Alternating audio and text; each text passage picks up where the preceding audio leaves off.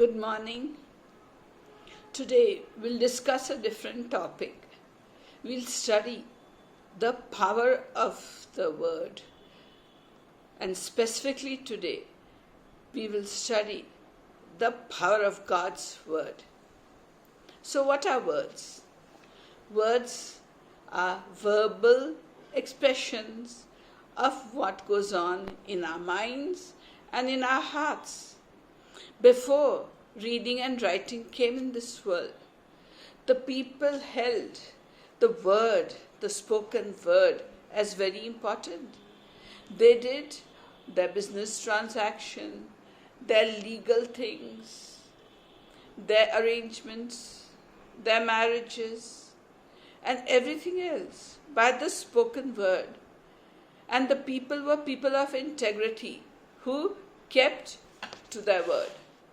So words of teachers, of prophets, of sages, of learned men were passed down from generation to generation by speaking and transmitting thus the knowledge orally. So foolish words such as flattery and gossip and rumors and scandals were regarded as evil. Even then, they were regarded as evil. And spoken blessings had great weight. They could not be withdrawn. For example, God told Abraham that he would be a blessing to many nations. And this blessing will pass on to the children and to their children. So Abraham's blessings passed on to Isaac.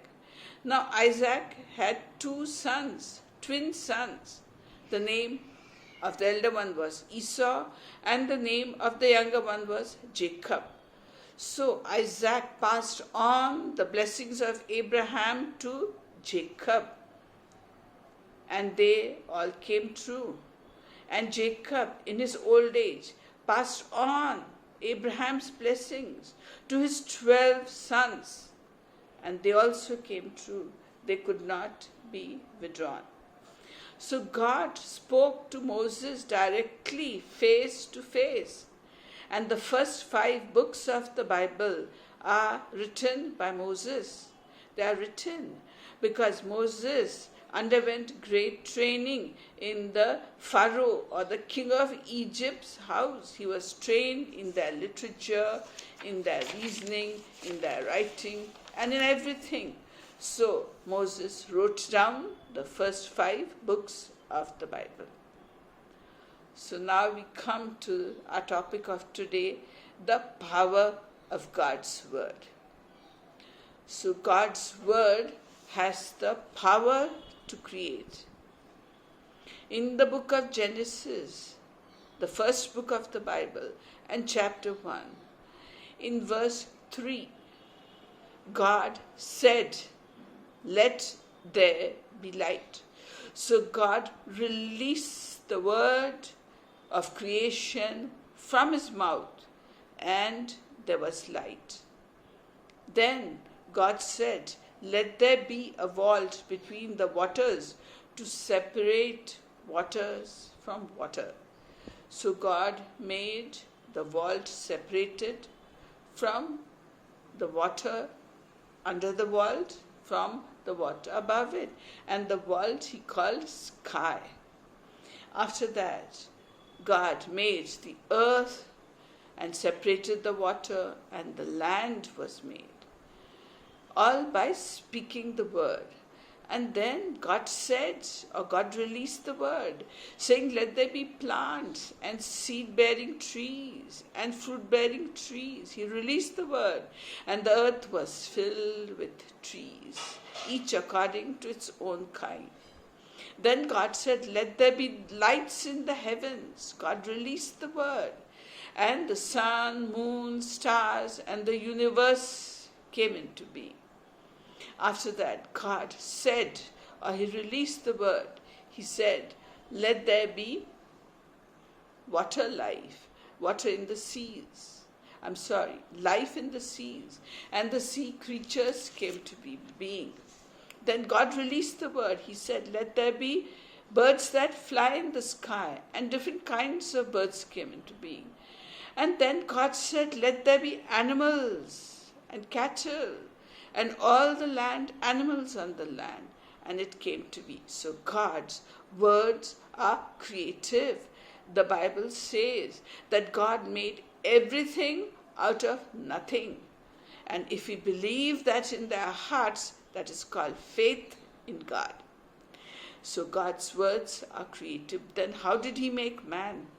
Man was made by God out of the dust of the earth. He made man out of the dust of the earth with His very hands, man and woman, and He breathed His life into them, and man became a living being. Now man was not like the animals. He was made in the image and likeness of God. Therefore, we find that man has a free will and a thinking and reasoning capacity and a freedom of choice which animals don't have. So this is the creative power of God's word. The second thing about God's word we find is that the word of God is dependable. The word of God is dependable. It is fixed and firmly established in the heavens. Isaiah chapter 40 and verses 6 to 8, it says that all the people are like grass, just like the grass withers away. So do people die, and they wither away. But it says in verse 8 that the grass withers and the flowers fall, but the word of our God endures forever. So the word of God are not just creative, they are dependable. And Psalm 119 verse 89 says, your word is eternal and it stands firm in the heavens. So words of God are eternal. They are from eternity to eternity. They will never fade away. So Psalm 119 verse 9 says like this. It says, how can a young person stay on the path of purity? By living according to your word. So there is a path of purity, the straight and narrow way that leads to heaven. So how can a young man stay on that way? How does he know, first of all, which is that way? So the Bible is like a road map that tells you how to please God, how to walk on the straight and narrow way that leads to heaven. Like if you go to a strange town, how do you find out the directions and reach your destination? Today, you put the Google search and you know exactly where to go. But when I was a young girl, we used to buy maps when we reached a new city, and through that we would find the road that led to our destination. So the Bible is a road map that leads to heaven. Now there is only one way to heaven, the straight and the narrow way, whose gate is the Lord Jesus Christ. People say all the roads lead to Rome. No, all roads do not lead to Rome. Roads go to the destination for which they are made. So God has made a path for us to follow that leads us to heaven. And Psalm 119 verse 11 says, your word have I hid in my heart that I might not sin against you. So God's word helps us to lead a life without sin. And we hide it in our hearts. That means we keep it in our hearts and we follow it. Further, Psalm 119, 105 verse says, thy word is a lamp unto my feet and a light unto my path. It's like a lamp or a light. Suppose you are in a dense forest at night and you flash a torch. All the animals will move aside. They will go from side to side, including the snakes, the scorpions, and the harmful animals, they will vanish away into the darkness. Like that, in this dark world, when we use the word of God, it is like a light that shows us how to walk in such a way to be pure and holy and avoid the temptations that this world is offering and keep away from the darkness. So it flashes like a torchlight in life's highway, and it lights up the night and the darkness. And further, Psalm 119 verse 130 says that the word of God gives understanding to the simple. To those who want to be wise, they should read the word of God. So we saw in creation, God's word created everything, that God's word is dependable and it is eternal. Now you will say, these are words and words. Now, the word of God that we are talking about is found in the Holy Bible. So all the words in the Holy Bible are different from the words that are in textbooks, in science books, engineering books, and all the other information. They are different from the words that are in the newspapers or the words that is spoken on TV or the words that are spoken in the world. The words of God are totally different. So the third point we will see today is that the word of God are alive and they are active. The words of God, they are alive and they are active, unlike the words in the textbooks, in the science books, in the biology books, in the medical books, in the law books, unlike any other word. So Colossians chapter 1 verse 6 says that the word of God has its own inherent power. That means within the word of God there is great power and it bears fruit. 1 Thessalonians chapter 2 and verse 13 says that the word of God works. The word of God works. Isaiah chapter 55 verses 10 to 11 says that just as the rain and the snow come down from heaven and they water the earth and they make the plants grow, so that the plants grow and they bear leaves, they bear buds, they bear flowers, and they bear fruit. So the snow and the rain do not get evaporated till they have performed this work. So also the word of God, it will not return back to God. When God sends the word of God to us, it will perform its work in our hearts, in our spirits, in our bodies, and it will do the work for which God has sent it. So the word of God bears fruit. It bears fruit of righteousness. Righteousness meaning right standing with God. So Hebrews chapter 4 and verse 12 says that the word of God is quick and powerful. The word of God is alive and active. So what is alive and active? It's a verb. Verb, the figure of speech in the part of the grammar that is verb, means it is a doing word. So the word of God is alive and it is active. It performs the work for which God sends it. It is sharper than any two-edged sword, a sword having razor on both the sides, cuts as it goes in and cuts as it comes out. So the word of God is even more sharper than a two-edged sword, and it penetrates even to divide the soul and the spirit. So word of God cuts through the soul and the spirit of man, removing every wickedness thought in his heart and mind from his spirit and from his soul. And it judges the thoughts and attitudes of the heart. So as you read the Word of God in the Bible, it judges your thoughts. It tells you whether your thoughts are correct. It tells you what sort of attitudes you have, and it is sharper than a two-edged sword. So Word of God, when we speak about it, we are speaking about the Holy Bible.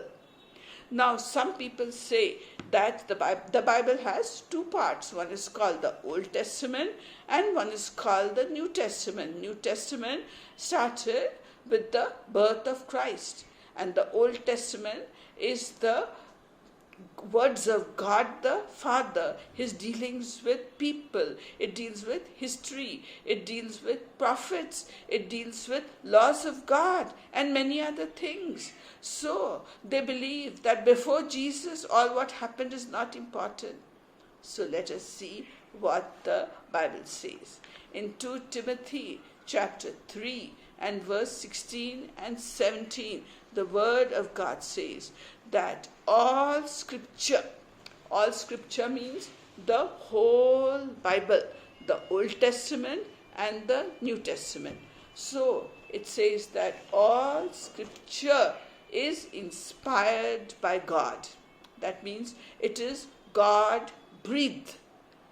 So I have already told you that the Bible words are alive. Why? Because when God breathed into Adam, He made him out of the mud, the first man, He made him out of the mud, and He breathed His life breath into man, and man became a living being. Similarly, all scripture is God breathed, or all scripture is inspired by the Holy Spirit, and it helps us, it is profitable for us in teaching us, in reproving us, in correcting us, and in training us in righteousness.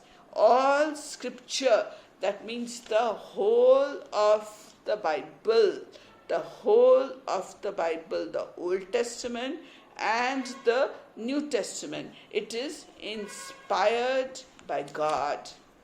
So the Old Testament is the basis for the prophecies of the coming of Christ, and it is a history of all what God did before He selected the family into which Christ was to be born.